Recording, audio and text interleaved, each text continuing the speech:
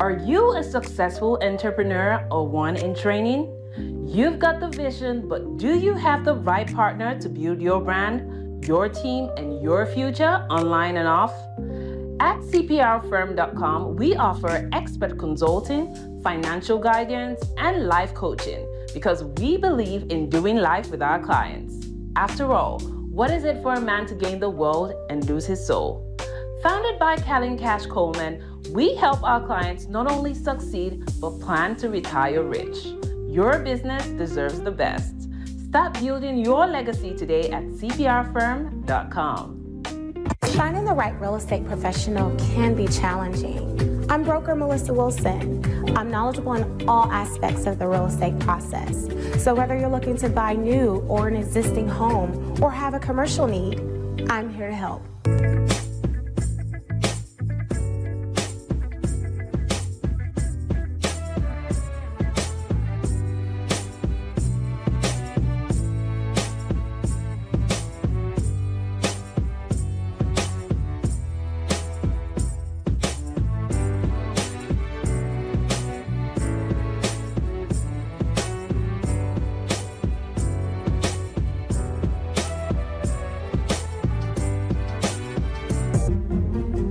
Make sure you pick up my two books that's in Amazon right now. The first one is Passive-Aggressive Racism and the System of White Supremacy. And I talk about in that particular book how the system of white supremacy really runs on our daily lives here in America. In our latest book, 7 Steps to Decolonize the Mind, we go through those steps to try to deprogram you from the system of white supremacy. Make sure you can pick up those books on Amazon.com.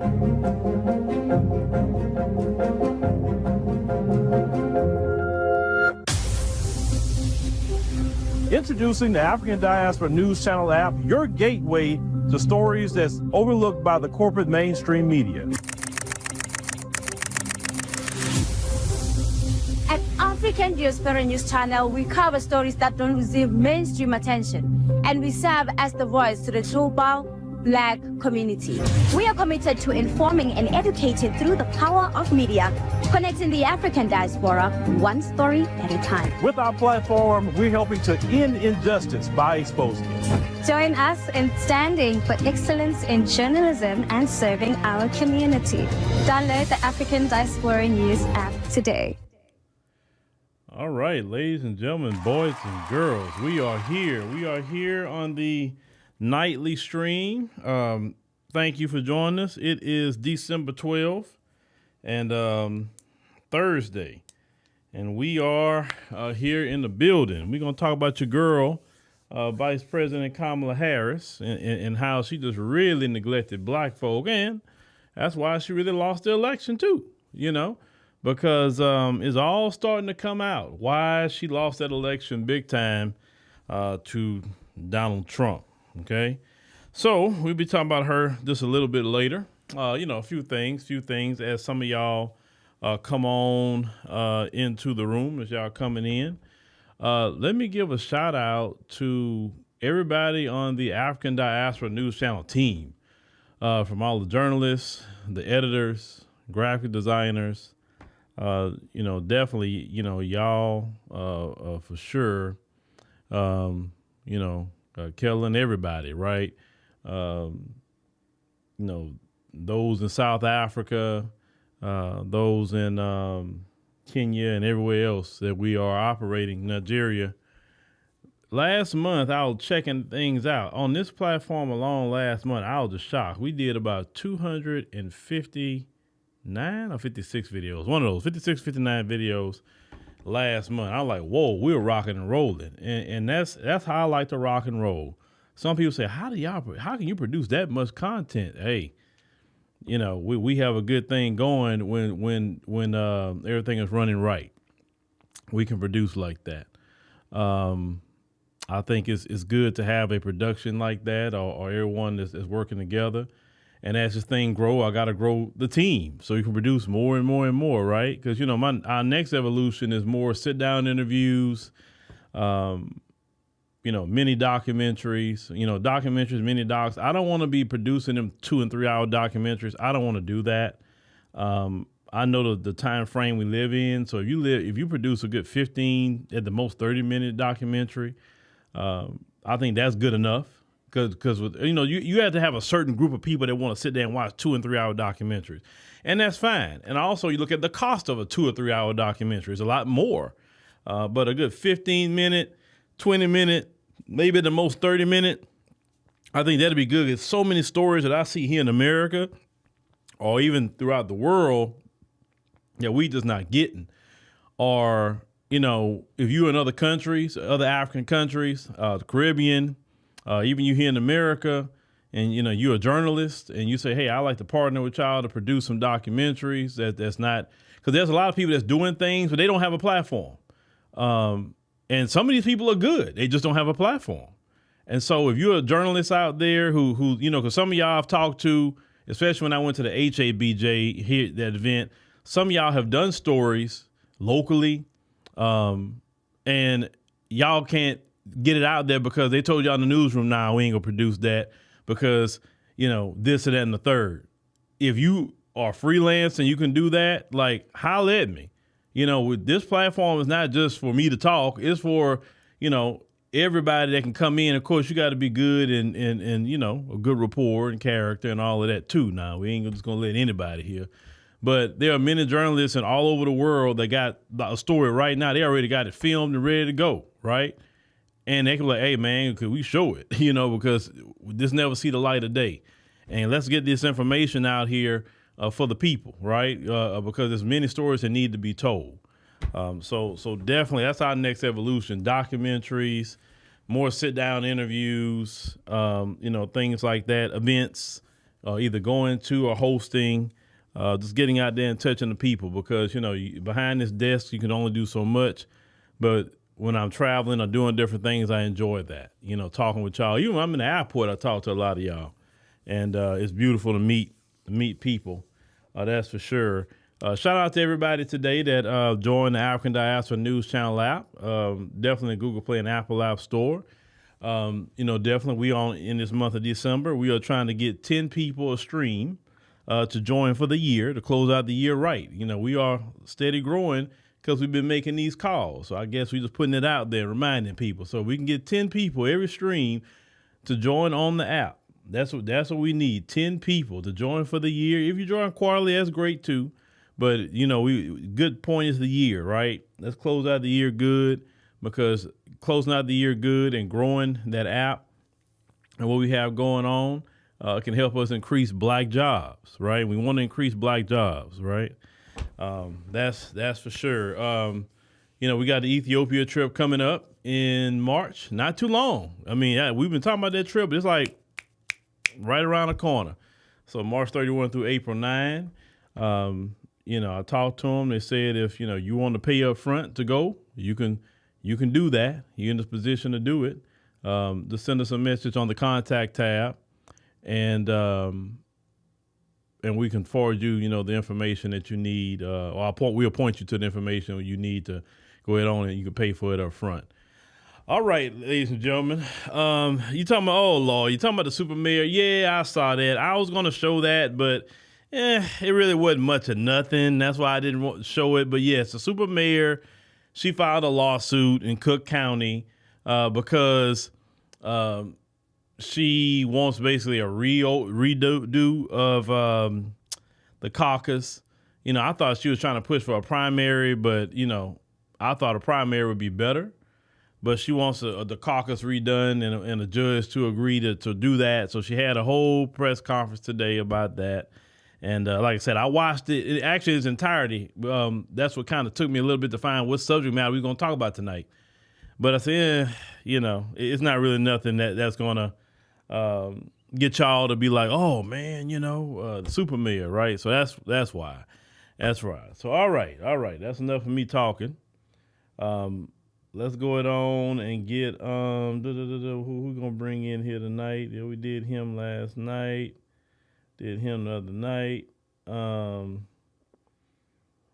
Well, since we talking about your girl tonight, I might as well bring the Chinese lady in. Trump from our bottom of the heart, because we know Trump is the only one can save America. Kamala is so stupid. She is so low IQ, equal, no Q, no qualification to be the president. You shall stay away from that position. You already lost the position. You lost our trust. You lost our vote. You just need to go home, to stay home. You cannot do anything to save America. You are so stupid. You don't know anything. You cannot even answer any question from the camera, from all the media. How you can be on the stage to fight for America, to protect American people, to protect all the world. You are not qualified.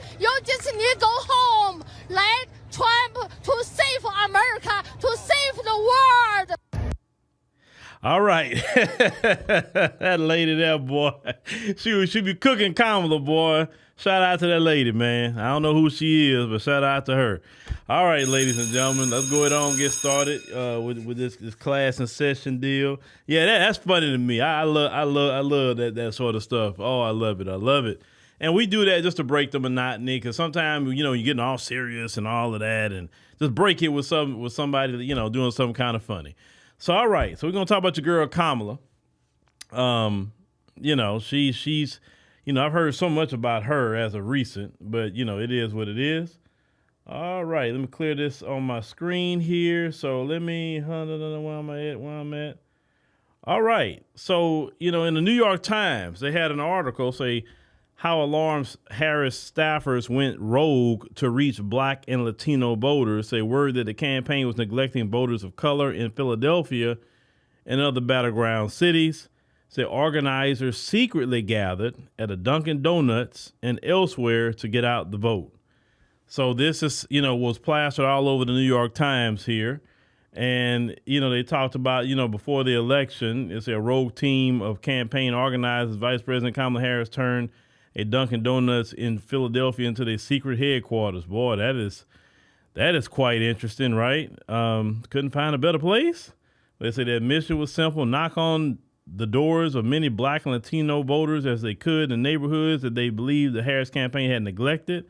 In its get out the vote operation, they could not let their bosses find out. So now let me ask that question. Okay, if you had to do that in secret, then it tells me that she didn't really care about the Black vote.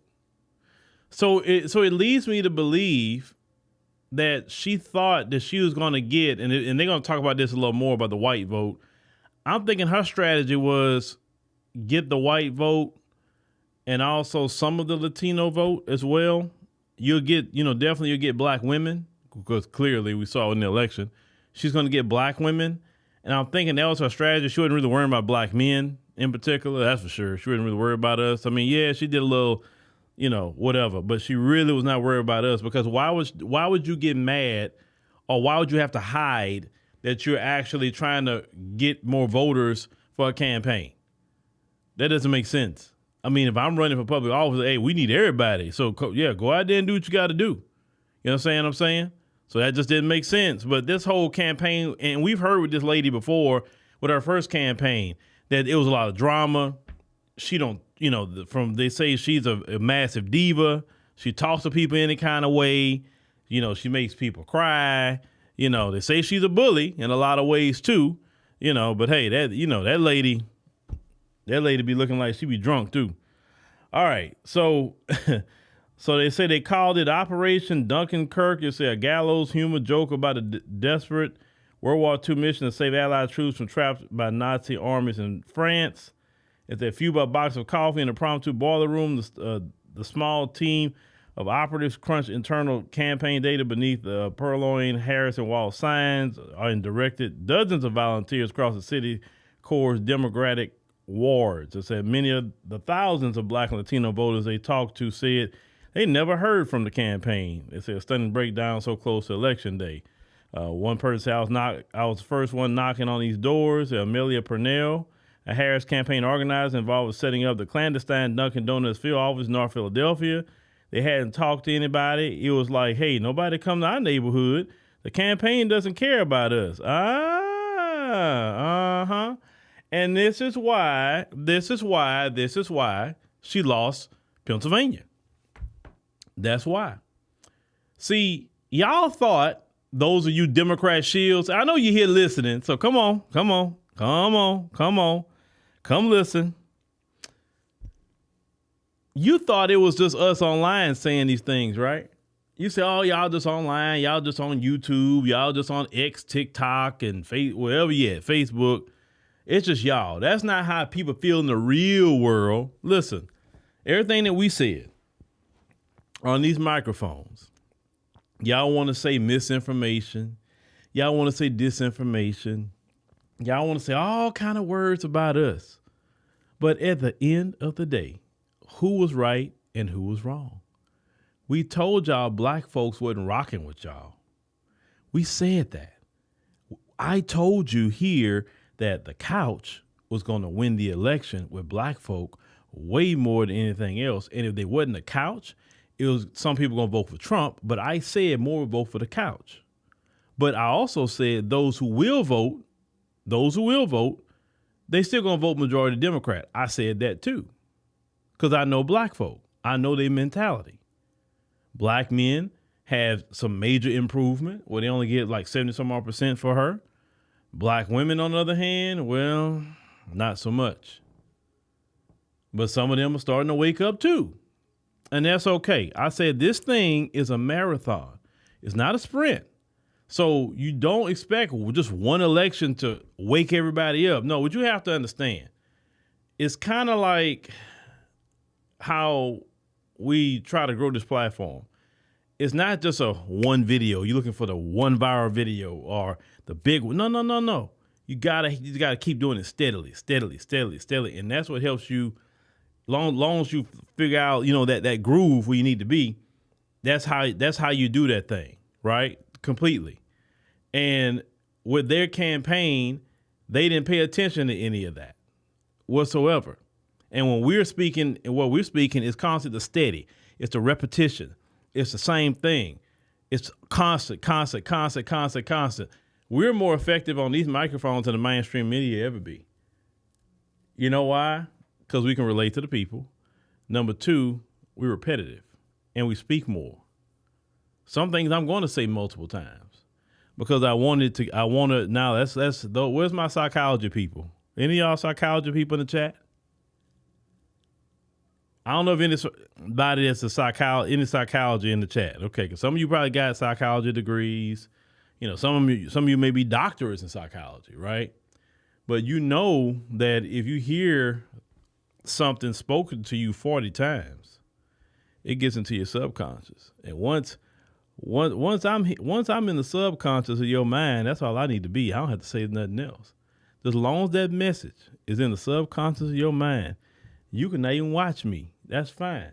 But the message is in the subconscious, and what's in the subconscious, that's where it's going to grow. And that's why I always seek to be is in the subconscious of the mind. And how do you get there? Well, if you watch me 40 days in a row, I'll be there some way, form, or fashion. And I understand that. That's why people like the Jim Jones and the David Koresh, they understand that too. And they're dangerous. Luckily, people like me, I'm not really dangerous to try to get you to do some stupidity like that, right? I want you to do some good things. So we have to take these microphones as something to be responsible for. All right. Now let's continue. See, beauty with brains. You understand. You got a psychology degree. Am I correct what I'm saying? You correct me if I'm wrong. Okay. So, they say the Dunkin' Donuts office, in several efforts in Philadelphia, often funded independently by Democratic donors through nonprofit voter, education groups, reflect deep frustration within the campaign. Numerous Harris organizers believe it was the failing to invest in mobilizing Black and Latino voters in the nation's sixth largest city. The biggest prize is the election's most populous battleground state. Now, let's stop there. Oh, we can go, ooh, Lord. Okay. I bet you right now they're thinking, if I would just gave those people in Philadelphia $350,000 to go out and try to get voters, I probably could have won Philadelphia and probably won Pennsylvania. I bet you they thinking about that right now. And I'm still going back to, why in the hell would you give Boule Martin $350,000? He has no pulse of the people. $350,000? Man, Boule Martin, you should have maybe gave him $5,000, $10,000. But $350,000 for him? Hell no. And that's the stupidity of that lady in her campaign. Ain't no way I'd have gave Boule Martin that. Hell no. Man, I'd rather gave money to other people. I know they got the juice with the people online. Clearly they saw. See, that's why. Let me see if I can say this. Okay, let me see if I can say this the right way. Don't take this the wrong way, what I'm about to say. For some of these people with all these high degrees, you great at taking tests, but you're not good at common sense. Some things are just so simple, you don't need a high degree to figure that out. If I'm going to give things to people online, I'm going to look at a few things. I'm going to look at their overall platform. I'm going to look at their sphere of influence. I'm going to look at, do they have respect in the street? I'm going to look at so many different things what people saying about them. Like if they say something, do people move with it? Like what's going on with that person? Are they charismatic enough to get people going? Like what they got going on before I'm going to take my money and hand it to somebody? I'm just saying, are they good at raising money themselves? Maybe. I don't know. But I'm going to look at who is charismatic enough to get my message out online. And there were so many platforms that she could have went on that would have got the message out. Going on Shannon Sharp wouldn't really be it. You know what I'm saying? Because the people that watch Shannon Sharp, for the most part, is not really your voters. I mean, sure, you could try to reach people on that platform, but Shannon Sharp doesn't get into that kind of conversation to help you be more palatable to voters. That's not what he do. You know, I mean, now, like I said, the Joe Rogan thing, you know, that was a big platform. Ain't no way I would have turned that down. Okay, just the size of the platform. That's it. You know, you have to think, okay, that's a big platform. You want to go on there, be ready to cook. Is that sort of thing like that? But, you know, I mean, the black platform, she was giving money to the Shade Room. Why? Waste of money.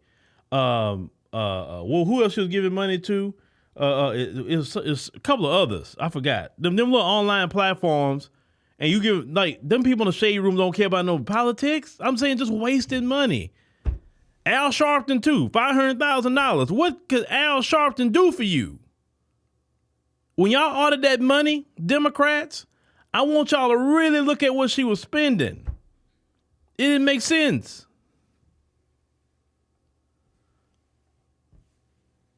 All right, so it said the article is based on interviews with 11 Harris campaign staff members and volunteers who were directly involved in organizing the stealth efforts in the weeks before the election, most of whom insisted on enemy, they said, to talk candidly about internal campaign matters.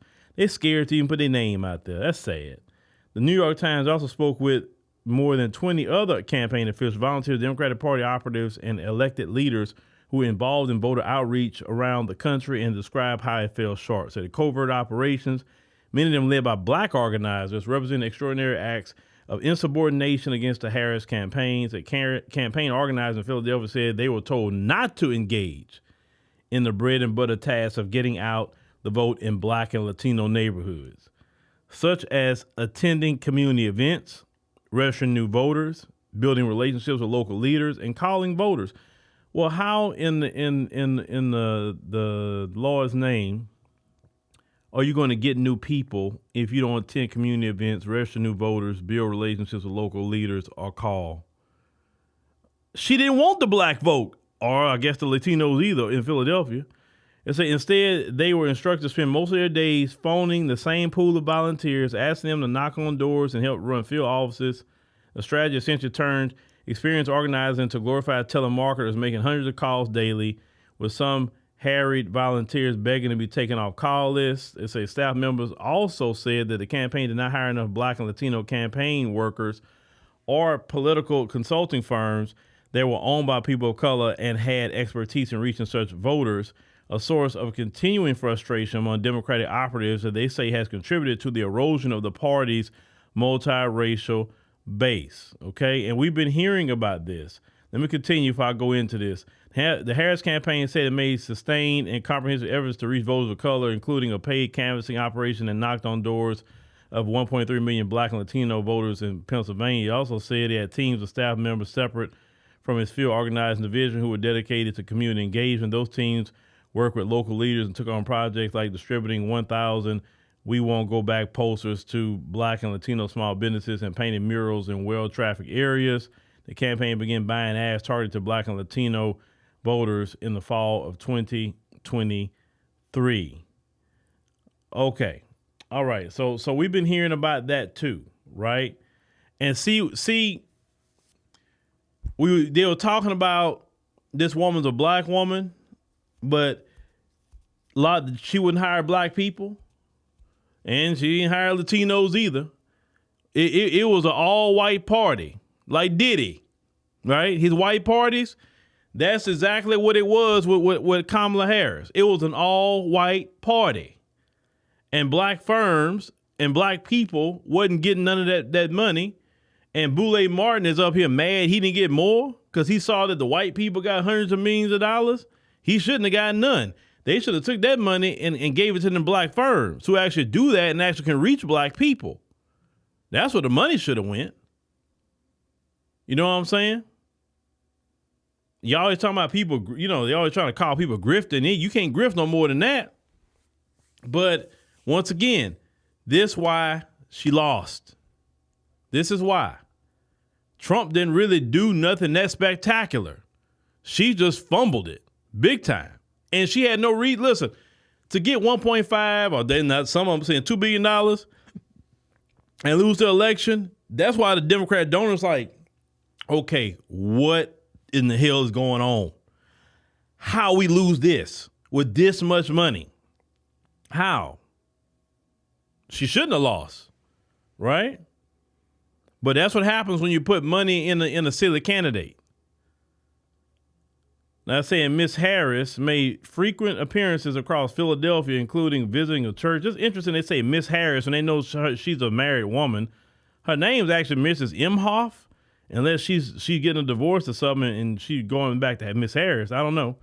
They say a Puerto Rican barbershop Puerto Rican restaurant one day while the campaign deployed top surrogates to the city, including Senator Raphael Warnock, let's say in Alexandria Ocasio-Cortez. Now, let's say a Kellen White, let's say a senior, I'll get this off my screen. Let's say a senior advisor to the Harris campaign in Philadelphia in a statement said this campaign did more in Philadelphia to reach Black Latino voters than any campaign has done in a long time. The issue is not that we didn't knock on doors. We knocked on tons of doors. It said the problem was that the message itself didn't connect. And that's what we as a party need to spend our time and energy on, trying to understand why we knocked these doors and we had to say didn't resonate with enough voters. As I said, Isaiah Thomas, a Philadelphia city council member, said the campaign had waited too long to harness the energy generated by Ms. Harris' nomination. Talking about the blitz happened at the end of the campaign was too little too late. The momentum got down because there was no activity happening. Well, I will say this much. The campaign didn't knock on my door. I never seen nobody knock on my door. And I would have gladly talked with them too. I would have, listen, if Jehovah's Witnesses come to my door, I'm going to talk to you.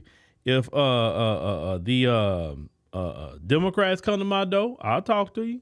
If the Republicans come to my door, I'll talk to you. Now, I'm not going to just open my door. I'm going to find out who you are through my camera now. I don't just open up no door to nobody, especially if I don't know who you are. Like, oh, what's that at my door? You know, we live in modern technology. We don't have to have no surprises no more, but nobody came to my door. They didn't say a thing. This is the thing. Once again, you lost Philadelphia because your message also didn't resonate with Black people. See, this is the thing. She thought that black people is going to jump on the messaging of abortion. If you really knew black people, we don't discuss abortion in our households like that. That's not a topic of discussion normally. We don't discuss that. Now, have people gotten that in the community? Sure.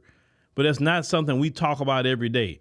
We don't think like, oh man, we need to stop, save abortion and abortion. Nobody cares about that.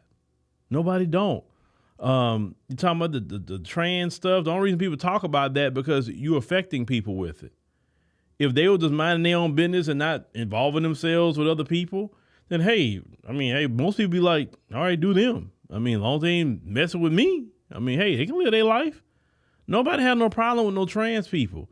It's just when they just start getting in women's sports, when they going into the women's bathroom, when in other words, when you're imposing your beliefs and what you do on other people, that's the only time it becomes a problem.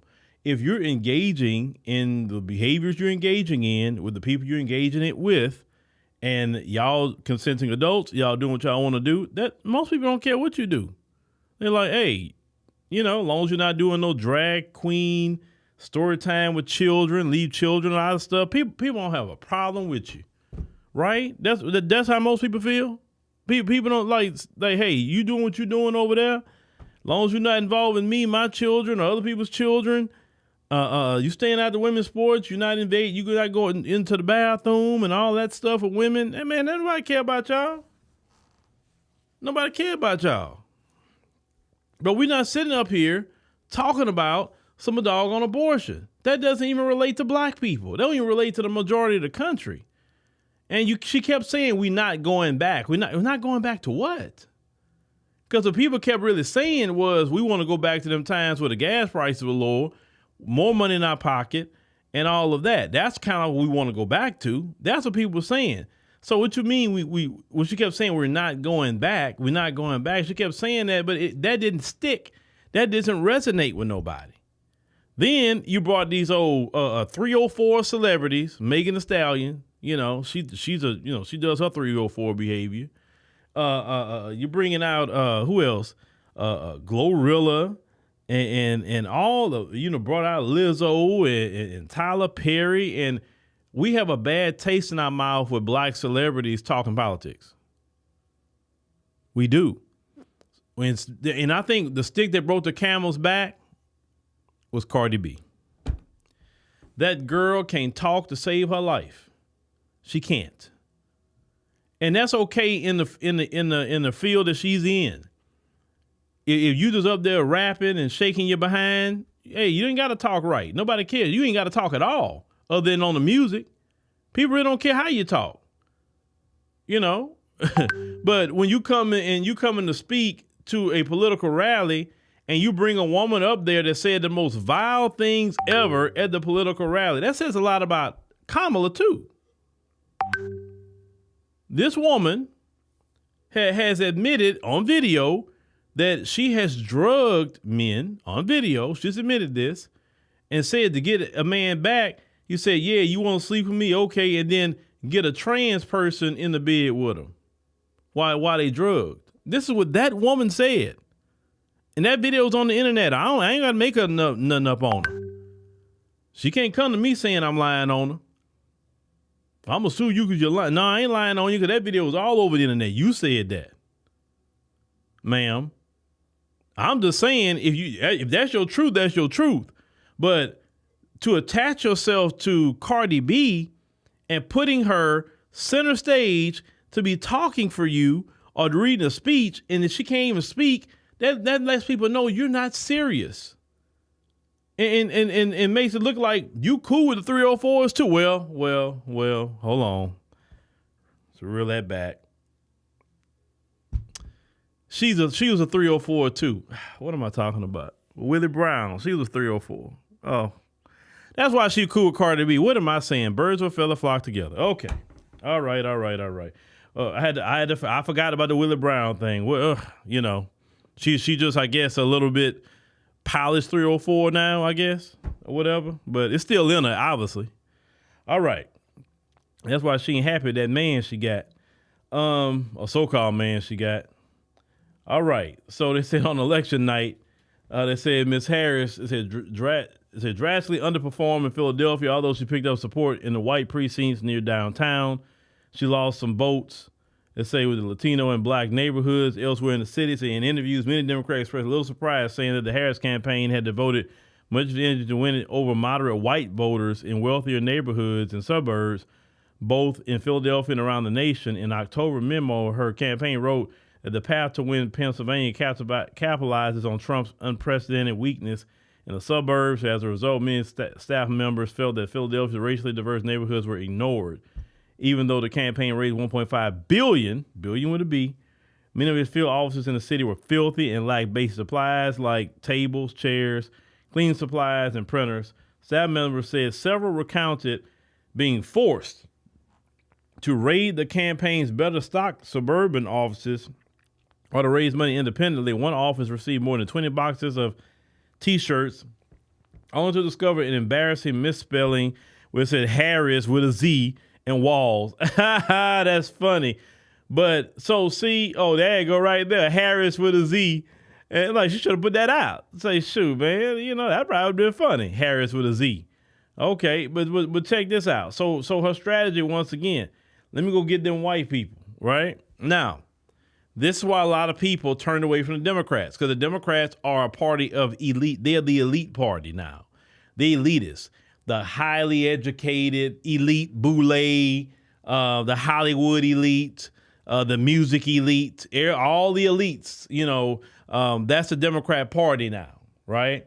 They're not about the working class or any of that. You know, you working class people or maybe, you know, you middle class people. No, you're broke, okay? You too broke for them. They want to get the wealthy white people and you know, all these celebrity friends. That's the party of the Democrats. And this is why they didn't want to give the staffers anything to reach the working class people or even the middle class people, because they don't need you, because they feel like they got you or whatever. No. We need more of the elites. We're the party of the elite now. Okay. And I'm beyond with you. It's the Democrat Party in a way. I ain't gonna lie with you. That's kind of got a sour taste in a lot of people's mouths about when you hear people mention their education sometime, because some, not all, but some of these people with these degrees, they wear this degree like they've been anointed by God to do something. And I'm like, bro, you just got an education, man. Calm down. People got degrees all over the world, man. Some people got 10 degrees. Calm down. Oh, I went to this school. So what? You went to a school with a white man name on it. Okay. What have you done in your community? What have you done in the world? That's accomplishment for you. Bravo. Have you taken that degree and have you innovated America? Have you created some invention that's going to revolutionize healthcare, or maybe some software you created that's going to revolutionize, you know, the world? Or, you know, what have you done? Like, have you done something like it's going to benefit everybody? Don't tell me about your education and it's not benefiting other people. If it's benefiting you, that's cool, but I don't need to hear it. That's why I guess why I don't even like to talk about myself too much and the things that I've done or whatever, is because I'm like, nobody want to hear that. Like, man, do the things that people want to pay attention to. They don't care about your stuff. But see, that's the party of the Democrats, you know, the Diddy parties. And remember, Diddy was a big Democrat. And you know Hollywood is ran by who? The Democrats. The music industry is ran by who? The Democrats. California, you can't get more Democrat than that. Okay. Just saying. All right. So as we continue here, they say others were set up in gentrifying neighborhoods. They say where the campaign could easily reach young white professionals, but struggle to engage working class voters of color. And we talked about that earlier. We were just talking about that. We wasn't even here, and we were talking about that, right? They say in South Philadelphia, another racially diverse neighborhood, campaign members, were operating out of public parks, grocery store parking lots, and church basements until the month before the election. Now. They're operating in basements, but they gave Boule Martin $350,000 and Al Sharpton $500,000. When these people right here needed that money so they can actually have a nice building, supplies, and actually try to get this woman elected. See what I'm talking about? It said there are no yard signs. There was no visibility. There was no T-shirts. I said Donnell Bayard, it said, who worked on the presidential campaigns of John Kerry and Barack Obama and volunteered with Ms. Harris to get out the vote operation in Philadelphia for 2 months. It said there was nobody handing out literature. There was no bumper stickers. There was no signs. There was no there was no sign that we were in the fight. It said of our lives in the most important city. It said in the presidential campaign. It said Trump campaign and his allies. It said sensed an opportunity using targeted advertising and a handful of outreach events to reach voters of color, especially young men, and to make inroads with the key parts of the Democratic base. Now, they say the problems went beyond Philadelphia. Mayor Dwan Walker of Aliquippa, it's a city outside Pittsburgh, said the campaign had agreed to fund a Get Out the Vote bus tour. They say for the state's black mayors, many of whom represent rural areas, but he said the money was pulled with little explanation. He said, politics is local, Mr. Walker said. It said, we keep saying, it said that, but the campaign didn't touch it. It said some Democrats and other battleground states expressed similar concerns. Ms. Harris lost every swing state, including Pennsylvania.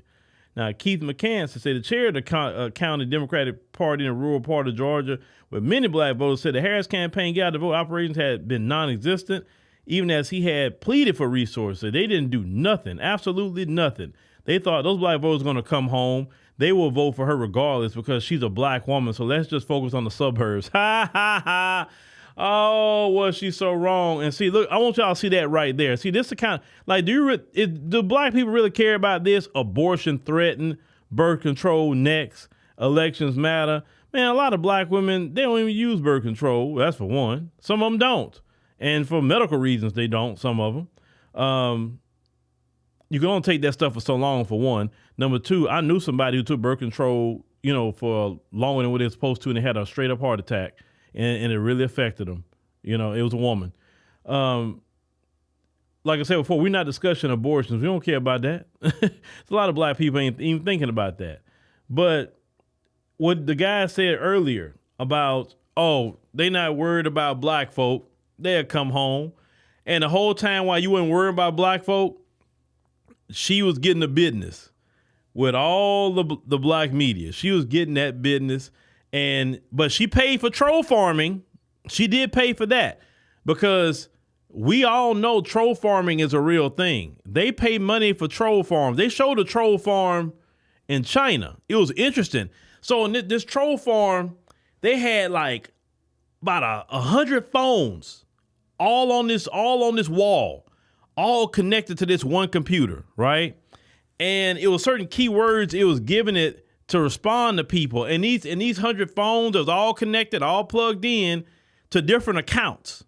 And just one person is literally controlling all these different responses. So with AI and all that other stuff that's with it, with this troll farming, you could pay to have troll farms. And listen, I know that woman was paying for troll farming because when that woman got elected, I never seen so many accounts come to this page before that I never seen before, just talking crap. I say, where did that come from? Well, I say, you know what? And so how you stop troll farming is you go do like we did to members only. That's how we went to members only in the live stream, was because of the troll farming. So if you want to defeat troll farming, then whoop, paywalls. That's how you defeat a troll farm. And so the people that really want to support you, they will say, hey, yeah, I'll do it because I want to talk. And I say, we just keep it that way. So people that want to talk, they can.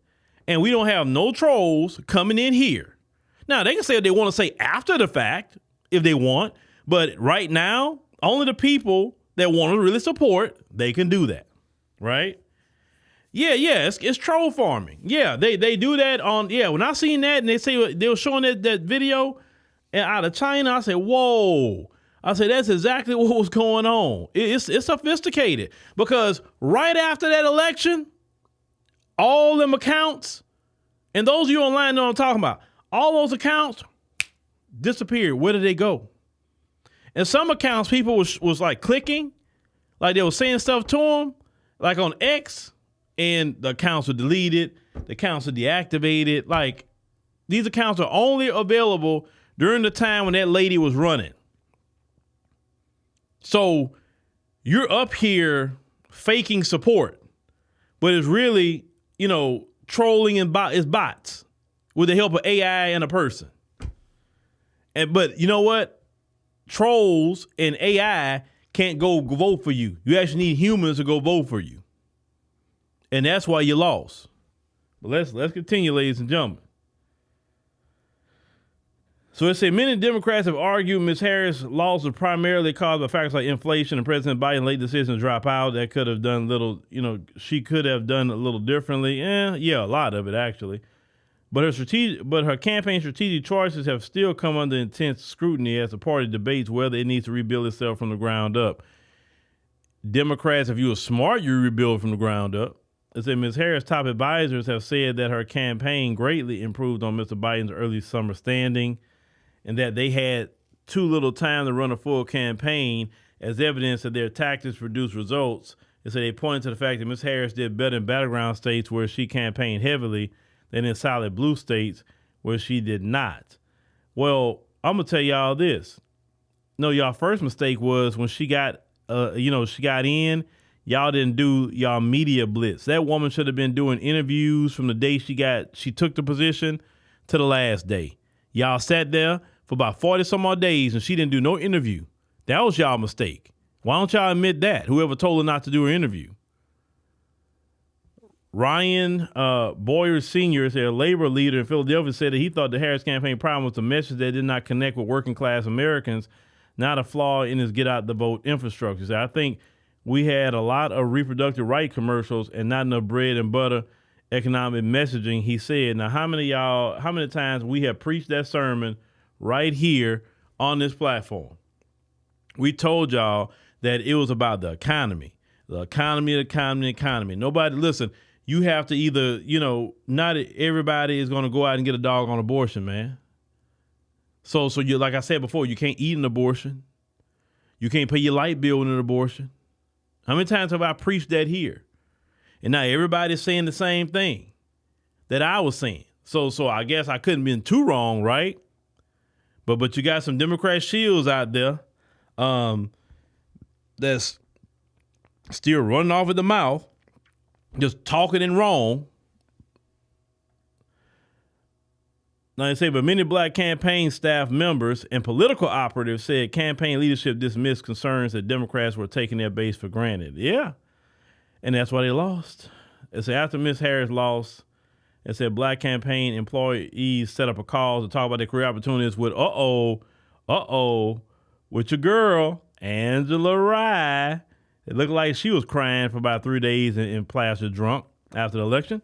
It said political strategists and podcast hosts said this discussion quickly shifted as they shared their anger at how the campaign had treated them and how underfunded and haphazard their field operations had been in several battleground states, according to a recording of the call obtained by the Times. An internal survey commissioned by the Harris campaign also found that black staff members were frustrated with the campaign leaders and felt that their ideas were ignored at a rate far higher than their peers. Some complained of outright racial discrimination, black people. The campaign leadership was made aware of the survey results. So you have so-called a black woman having racial discrimination in her campaign. Well, it lets you know she's not a black woman, is it? Right? This is what y'all get for calling a woman black that did not even identify herself as black. And the time she did identify herself as black, she did it for convenience. Let's say few of those frustrations have been leaked to the public, saying all staff call after the election. Quentin Folks, the principal deputy campaign manager, told the staff that talking to the press would ruin their career prospects. 4 people on the call said. It said Lauren Hitt, a Harris campaign spokeswoman, denied Mr. Folks had used that language or tone on the call and said that he had instead counsel staff members against saying something in a moment of anger that could hurt themselves or the vice president. And see, right there is why I don't never want to work for nobody, because for somebody to tell you it's going to hurt your career if you basically tell your truth. I'll blackball you. That's why I haven't. Listen, let me tell you something, black people. If you can create your own job, you have freed yourself from. And that Quentin Folks dude, I mean, he's just I seen that dude. I think I did a video about him recently on the podcast. And just that kind of dude, I can't stand that kind of dude. If you look at him like, bro, like, he that type of dude, like, man, you say something stupid. Let me not say that on this platform, because I gotta be careful what I say. But he's just not a person that most brothers would want to hang around. Let me say it that much. Can't stand them kind of dudes, man. You know, he think he's something because he got a little position. You know how black people, you know how we talk. You know, yeah, you got your little position, but you know, watch what them good white folks do to you. Because let me tell you something. When they redo that Democrat Party, they're not trying to redo that Democrat Party with you, because they looking at it like y'all the cause of why they lost all that money. Because that's probably what it is. I don't know why he talking, because if you some sort of campaign leadership, they're gonna be asking you why you was approving all this money to be spent. What's up with that? His career may be ruined with that campaign. He need to think about himself instead of telling somebody else not to talk. Let me tell you something. Maybe you shouldn't do things when you're worried about somebody going to the media.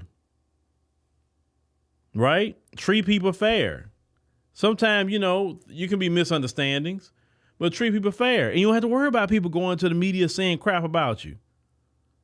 And even if you did do something wrong, most people want to work it out with you. They're not trying to go to the media and say everything. But no, y'all doing wrong. But you don't want nobody to say nothing. They need to tell the media everything.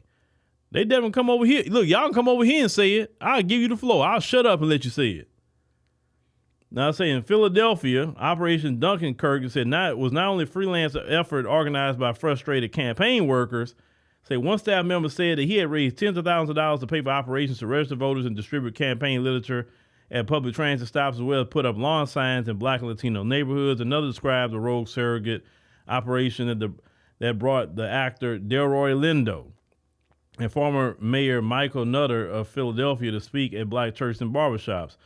Others set up a program to text, in Arabic. Quentin James, founder of Collective PAC, a group that focuses on black elected officials and voters, said that worked with the Harris campaign, recounted frantic campaign staff members in Philadelphia, Detroit, and North Carolina calling him in the final weeks of the race to say they did not have enough money to provide food or water to volunteers. That's so ghetto. That is so freaking ghetto. 1.5 million, you can't give people food or water? Really? Vice President Kamala Harris, you ran a ghetto campaign. It said black staffers reached out to me directly and said we need additional support. It said even with defeat staring them in the face, Harris campaign leaders seem in denial about the situation in Philadelphia. Late on election night, General Mally Dillon, the campaign chair, wrote an all-staff email saying the Harris campaign had overperformed turnout expectations there, especially in areas with non-white voters. Say it was not enough. So in the end, she received 35,000 fewer votes in Philadelphia than Mr. Biden did 4 years earlier. So this woman just ran just chaos. Now, aren't you glad that she wasn't elected president? Aren't you now glad? Because if she had that kind of chaos in a campaign, black folks was treated less than in her campaign. People that's working for her didn't even have freaking food and water, right? Calling other people for food and water when they doing work for her. The last thing you're going to worry about with me is you're going to eat. And I think people that have been around me enough or done work with us with African Diaspora maybe could tell you that I have not starved nobody. I have not told nobody we can't drink water or use the bathroom, you know. I haven't done that to nobody. I won't do that to nobody. What in the hell am I doing? Why would I not feed the people that's trying to help me? That's stupid. But yeah, that was a complete, just a hot ghetto mess. Seriously. Bringing the 304s in the campaign, it was just a mess. Aren't y'all glad that woman didn't get elected? My Lord, y'all don't know how we dodged a bullet. We have dodged a big bullet. Y'all talking about abortions. I wonder how many abortions she had. Because you see some of these women that don't have no kids, it don't mean they ain't get pregnant now. Man, she never had no kids. Oh, really? How many abortions she had? Never know. Maybe she had a couple of them over the years. Can't tell me downtown Willie Brown didn't get down now. I know them kind of men like Willie Brown. He ain't wrapping nothing up.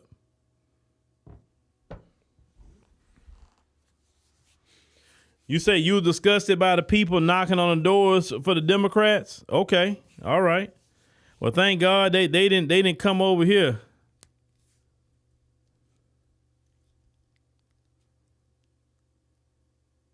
What did you just say? 304 is a disrespect to the black community. No, it's not. What are you talking about? That has nothing to do with the black community. That's about a behavior. What are you talking about? Oh, you saying it in another sense? I don't know what you're saying. But anyway, yeah, I'm going to say if you're a 304, I'm going to say you're a 304. You doggone right. I could say something else, but I'd rather say 304 than other words about you, right?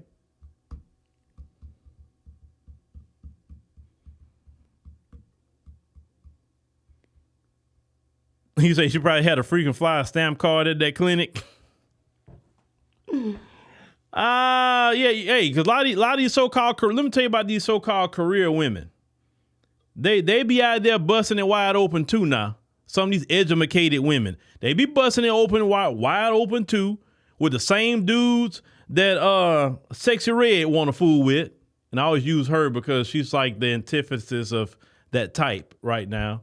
The same dudes that Sexy Red want to fool with is the same ones some of these educated professional women want to fool with. And a lot of them be getting pregnant by the same men that get Sexy Red pregnant. But them women got money. So what they go do, they go get their abortion. So they don't have to have that kid. So it don't ruin their career. But you know, what do I know? I've been living a little while. I've seen some things.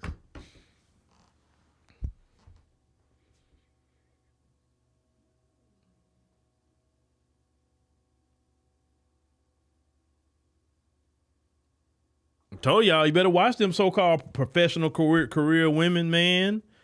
Don't let them business suits they wear and all their hair in place and they got money and driving certain cars fool you. That's a facade for some of them. A lot of them not classy. They'll sit up there and be dressing just as ratchet on the weekend. You would think they wouldn't. You think, though, they got education, they got careers, they got businesses, they doing all this and that and the third. And no. Some of them. And some of them got the same ratchetness going on in their personal life with men. Some of them, not all, but some of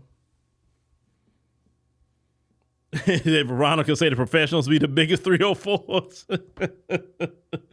Yeah, especially when you talk about cities like Atlanta and yeah, Houston too. Yeah, that sort of thing. We got all these black professionals all over the place. Yeah, and these black professional men too. They out there, getting women pregnant just as much as dudes in the hood. They doing it too. They on child support cases too. Oh yeah, they just got maybe a little money to pay their child support. But they own cases too.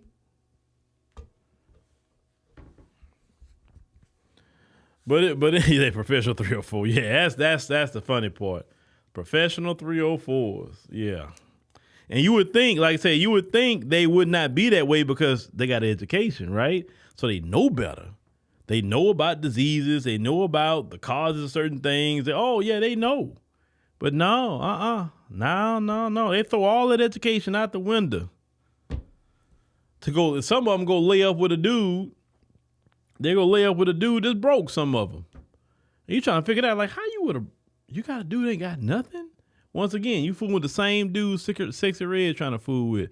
When Sexy Red was trying to fool with Chief Keef, some of the professional women want to fool with him too. The same type of dude. And he had both of them pregnant. He had Sexy Red pregnant, and he had the professional one pregnant too. And they both fighting each other. Oh, you say you meant campaigning with strippers to black? Oh, okay, to convince black voters. Okay, okay, I got you. Just the way you wrote that, like said something else. Because they feel they smart people in the room working for somebody else, no common sense. Yeah. Yeah. So, well, what they say? Veronica said, no, not Veronica. Who said that earlier? I'm trying to read what they're saying. I lost the comment. Oh, positively positive. Okay, I got you. Yeah, go ahead, take the dog out. Cause I'm about to wrap this up. You said having degrees does not make you smart. It just means you showed up on time and followed directions. Well, clearly with some people. But anyway, thank y'all for joining us tonight on the stream. We greatly appreciate it. Make sure you click the subscribe button. Make sure you click the like button. And once again, do not have a degree, be professional, smart, got a business, and be a 304. Don't do that. Please. You're too smart for that. Don't do that, because some people even get caught up with diseases. Don't do that. You're too smart for that. Please, if you don't remember nothing I said tonight, act like you got some education for a change, right? Don't be like Kamala. I don't say that much. Don't be like her. Go and lay up with a married man and all that sort of thing, right? She probably, like I said, she championed abortions because she probably had a couple of them. I said probably. I don't know if she did or not, so I'm just saying probably. But anyway, y'all, I appreciate y'all coming tonight, and we'll be back to see you, Lord bless, tomorrow, 7